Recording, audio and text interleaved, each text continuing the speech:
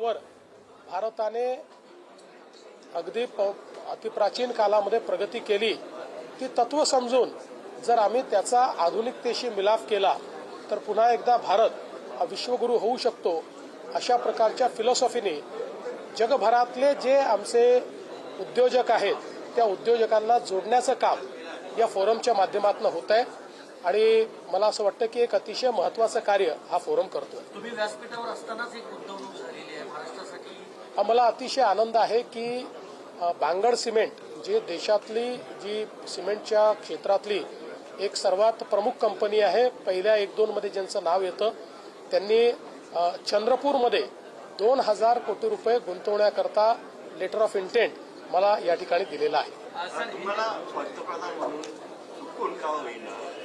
त्याला याला काही अर्थ नाही, असल्या गोष्टींकडे मी लक्ष देतो।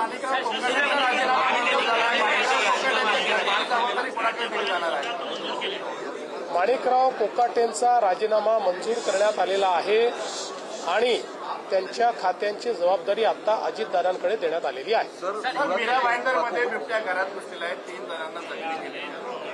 त्या संदर्भात लगेच आपली टीम त्या ठिकाणी कार्यरत झालेली आहे।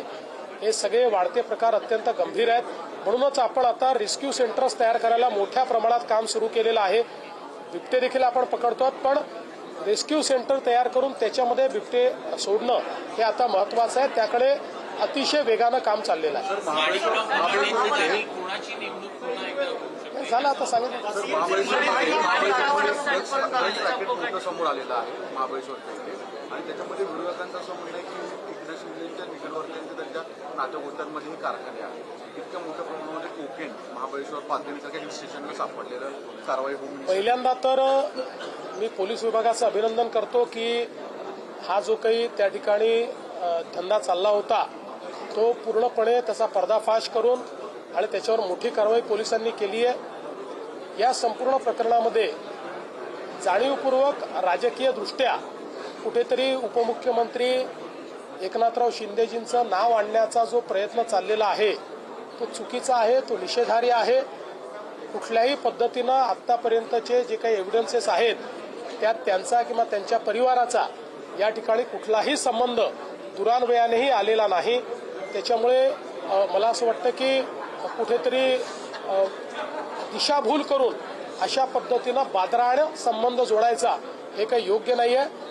या संदर्भात पूर्ण चौकशी आम्ही करतो।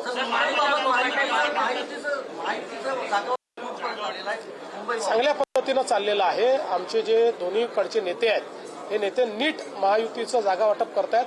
मला असं वाटतं या 2 दिवसात ते पूर्ण